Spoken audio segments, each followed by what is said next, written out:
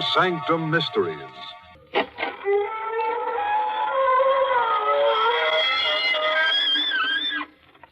Good evening, friends. This is your host to welcome you through the creaking door into the inner sanctum. Come in. Just signed up to take some classes this fall. Preparatory school, kinda. They guarantee to prepare you for anything, or your sanity will be cheerfully refunded. One course in better citizenship is titled How to Keep Busy Though Dead. Another popular course is the art of stone sculpturing. The teacher hands you a hammer and a tombstone and then dares you to try something. The length of the course depends on the individual student. It ends promptly when you terminate.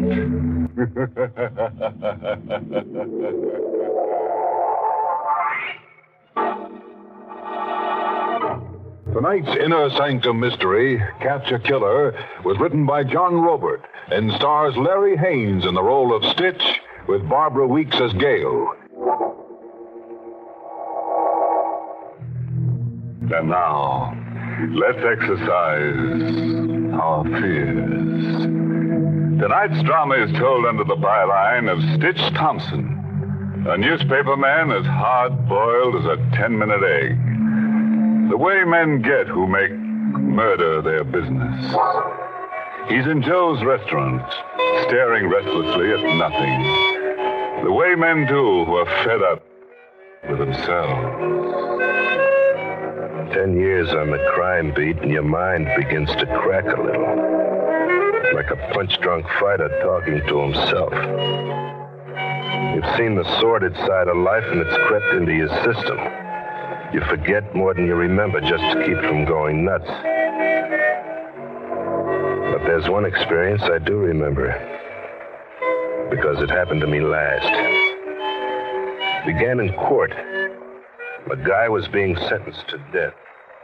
Marco Chase, you have been found guilty of murder by a jury of your peers.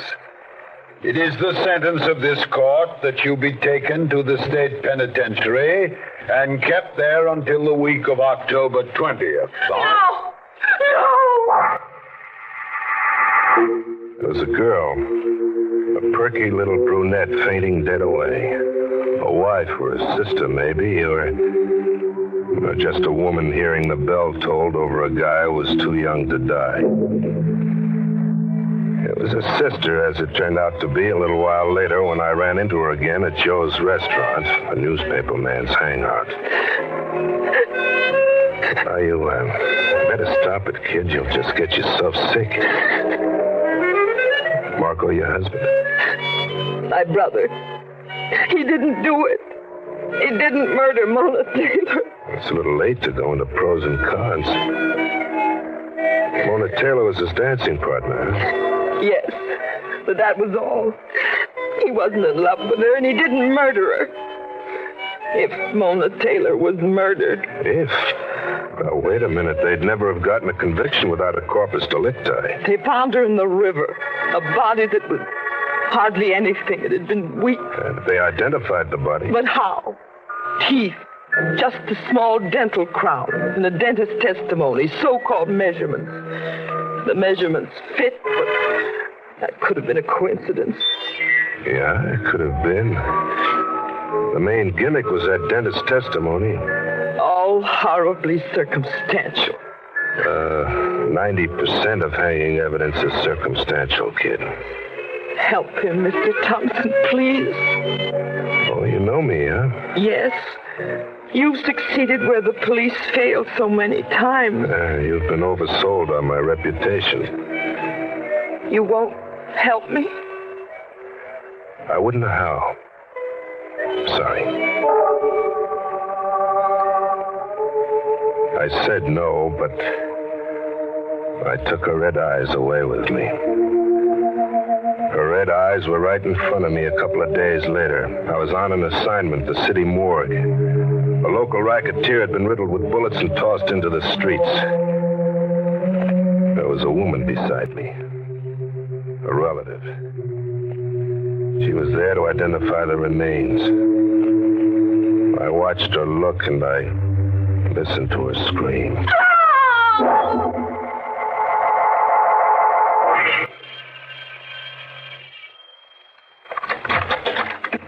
Mr. Thompson, I prayed for you to come. There was a corpse in the city morgue just now and a woman screaming. The way I saw it, the corpse was your brother Marco. The way I heard it, it was you screaming come October 20th. Save Marco, please. That's if he's really innocent. He is. Well, my hat's off to your technique, kid. You sure hopped me up with a sense of guilt, made me feel as if... As if? As if I'd be guilty of murder if your brother went to the chair an innocent man. How will you help my brother? You have a plan?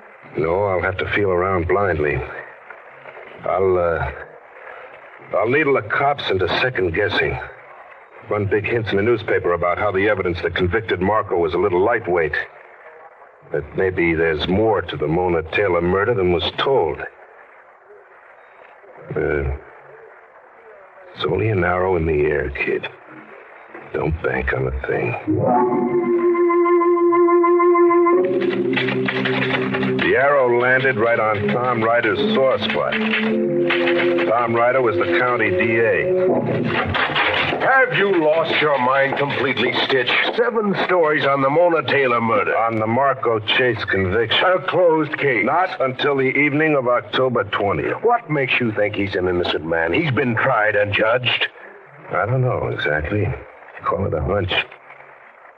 Or, maybe it's his fifth sister's faith that sold me. I'm crazy, huh?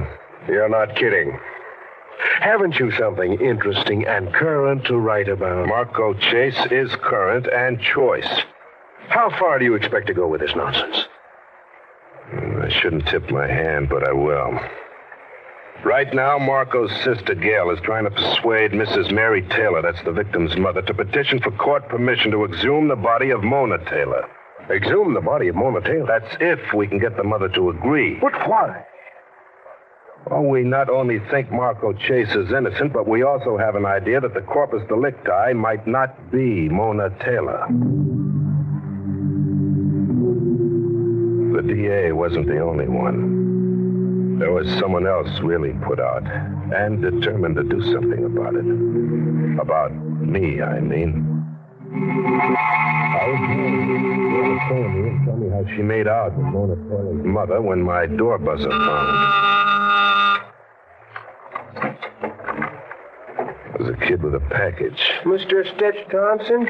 Yeah, that's me. Well, here's a package for you. Who from? Well, a man in the Owl drugstore said to bring it to you at 9 sharp. 9 sharp it is, thanks. It was just a package. A box and brown wrapping paper. I opened it. Who wouldn't open it?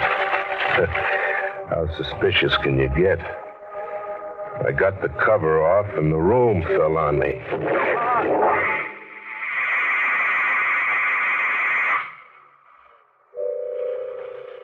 There were bells way off somewhere. I was waking up to bells. I'd been asleep for 1,000 years like a mummy in a tomb. There were bandages all around my head. Hello, Stitch. Gail, where am I? In a hospital. You've been here 3 days. What happened? A time bomb wrapped in a parcel was delivered to you. Yeah, I remember. At 9 sharp, it went off right on the button. But how bad am I? Cuts and burns. Who did it, Stitch? Don't know. Someone who doesn't like what I'm up to. Someone who wants the case to stay like it is, closed. Oh, did you talk Mona Taylor's mother into it? Yes. She agreed, finally, just this morning. She petitioned for court permission to exhume the body of her daughter. On the day I was checked out of the hospital, we exhumed the alleged body of Mona Taylor and shipped it to a private laboratory. Just what do you hope to accomplish out of this grisly A business? detailed chart of the victim, Mr. DA, as well as it can be constructed. All measurements, bone widths, body scars, if any, and so forth. The physiological story and the medical story as good as we can get it. And then what? Then we compare it detail for detail with the chart we've gotten up on the known Mona Taylor. The idea is to see if the lady now in our laboratory and Mona Taylor are the same people. But that's already been done thoroughly. Yeah, I know. By the state, with your experts. This time we're doing it for the defense with our experts. It's all a little speculative, maybe. Just a way of showing we were really in earnest, really dead set on forcing official interest in action. But there was one immediate result. Stitch. Yeah. Her teeth. The dental crown that the state used to prove she was actually Mona Taylor. But the one that dentist swore he'd made for her? Yes. So? Mona Taylor was buried with her crown in her mouth. Her mother insisted she be buried like that. Remember? Yeah. The old lady did make an issue of it. What about that crown? It's gone. Mona Taylor was buried in it, Stitch, but now it's gone.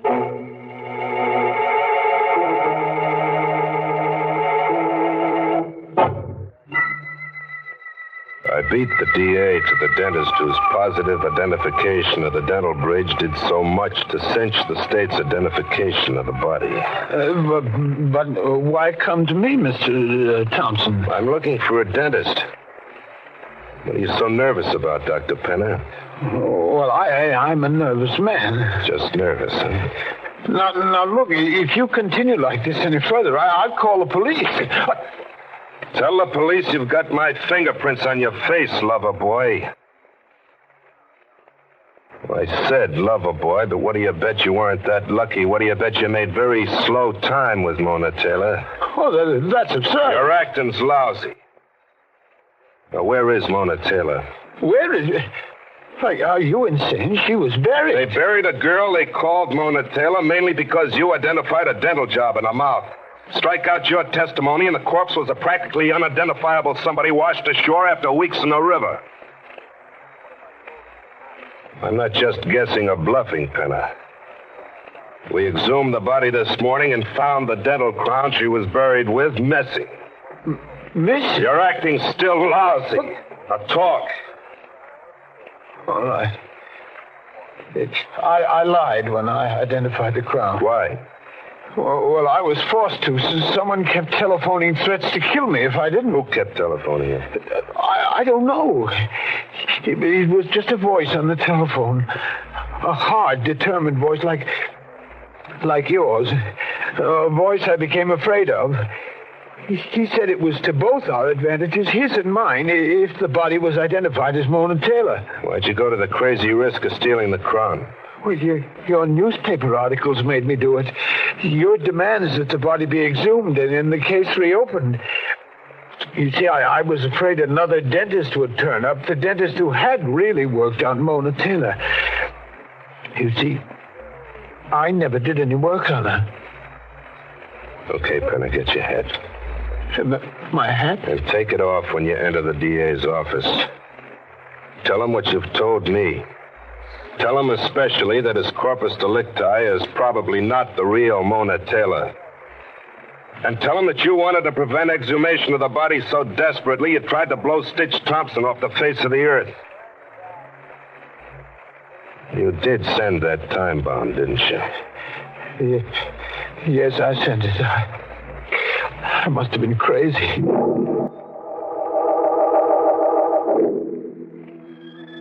I knew Marco was innocent. Not so fast, Gail.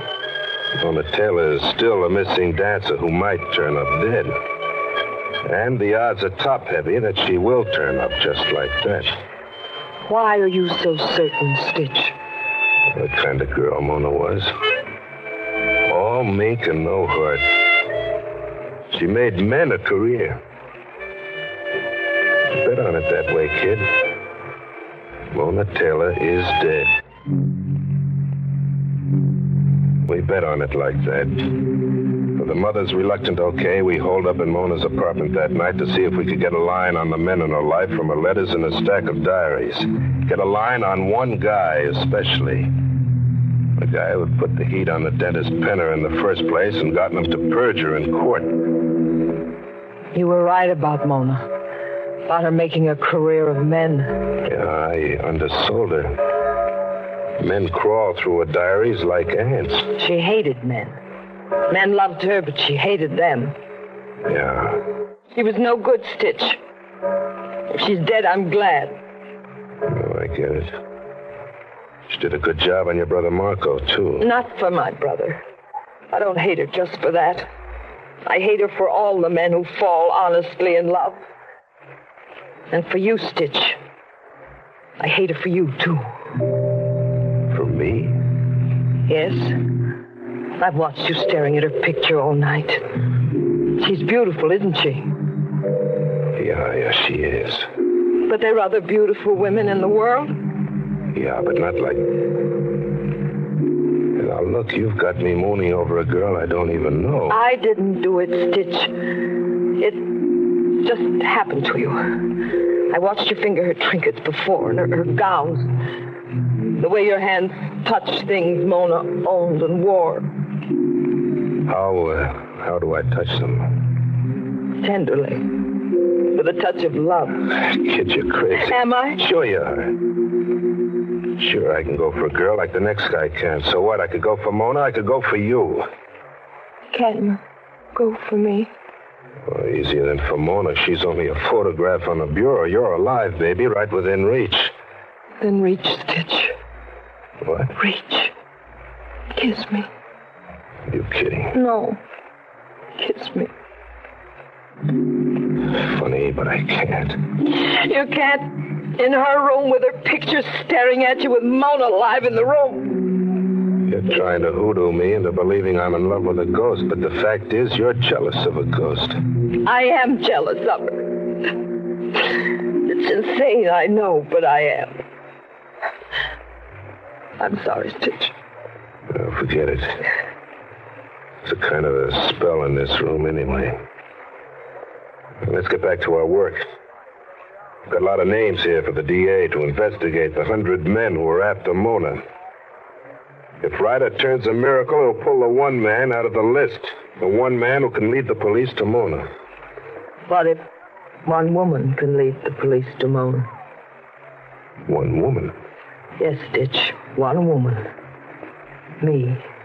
You? I don't get it. I know where Mona Taylor is buried. I visited my brother in the death house last night. Marco told me things. Gail knew all right and showed me. We drove upstate New York into the Catskills and parked outside a big iron gate that had a sign over a main lodge reading Martinson's Bungalows for rent, hunting and fishing. All right, now what? There are scattered bungalows half-mile up that footpath. We'll have to walk the rest of the way. And Mona's up there somewhere? Yes, where my brother left her. The night she disappeared. Mona was there, all right. Up where a natural lake had dried into marshland. I got on my hands and knees and turned my flashlight on her, but I couldn't see her. There was a burlap bag over her. Her last resting place was a broken culvert built into a dam that was no longer in use. But Mona was no longer in use. Your brother left her here, you said. What's the rest of it? Marco rented a cabin up here for the season. He'd driven Mona up. They were to go over a new dance routine. Marco drove to the village to shop for groceries, provisions. He left Mona here, reading. When he got back, she was dead. Shot through the heart. Marco lost his head. He didn't notify the police. He hid her here. Mm-hmm. Afraid he'd be the fall guy, huh? Yes. Their names had been linked romantically. They'd fought publicly backstage in nightclubs. Well, why didn't he open up about where the real Mona Taylor was during his trial? He gambled on being acquitted. But in hiding Mona, he compromised himself hopelessly. I couldn't advise him. I discovered these things just last night when I visited him. Whoever sneaked up here to shoot Mona came up on foot. Parked his car at that big gate down there and came up on foot. He had to. This was during the daytime, you said. The stores were open for your brother to do his shopping. It was between noon and 2 p.m. on July 18th. And that name down there where we parked, Martinson. Who is Martinson? Flora Martinson, a widow. She manages the lodge and rents out the bungalows. Let's go have a talk with her. A strange car parked out there on that day, July 18th. It was at 1 o'clock. I took the license number down, and it's right here in my day book. I phoned the license number to District Attorney Ryder. But before dropping in on him to see who he'd nailed, I took Gail to Joe's restaurant. And she was red-eyed again like the day I met her. All right, now what's watering your eyes, kid? Nothing special. I've always cried. Since I was a child, I've cried. Well, what for? Or is it for what? For everything. And everybody. For the mess people make out of their lives. For my brother. For all the men who fall in love with all the Monas. I cry for you too, Stitch. For a wreck who blanks out here at Joe's 7 nights a week, huh? For a great newspaper man who could have been a wonderful guy. Thanks for the tears, baby. You ever cry for yourself? I am now. I'm crying for a girl who could have fallen in love with a guy who could have been a wonderful guy. Thanks again, baby. Stitch, where are you going? To see what the DA's come up with.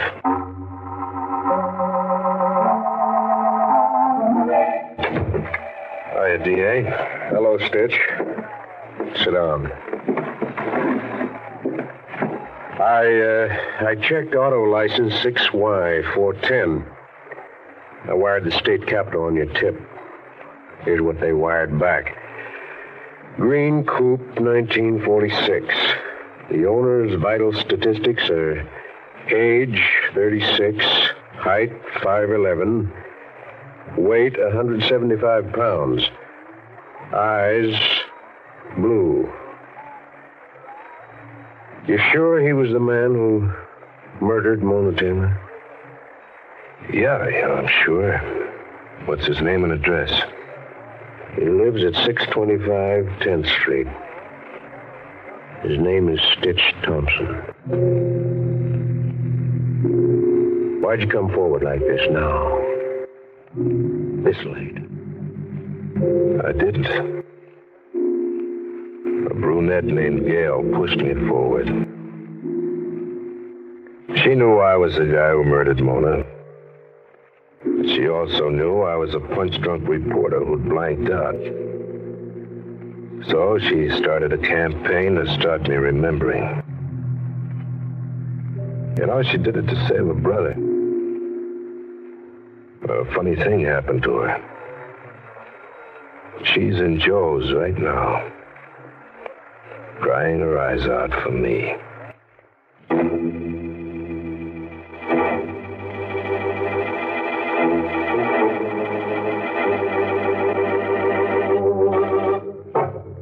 Imagine rolling up your sleeves only to put the finger on yourself. You know, for a guy whose moniker was Stitch, our boy was certainly unraveled. Mona had a way with men, so Stitch did away with Mona. Did some wolf just observe that Mona was more kissed off than kissed?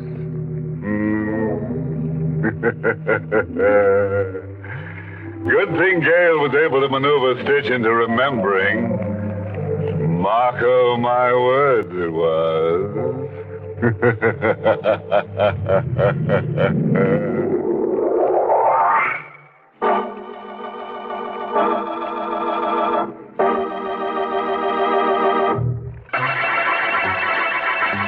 Good night. pleasant dreams.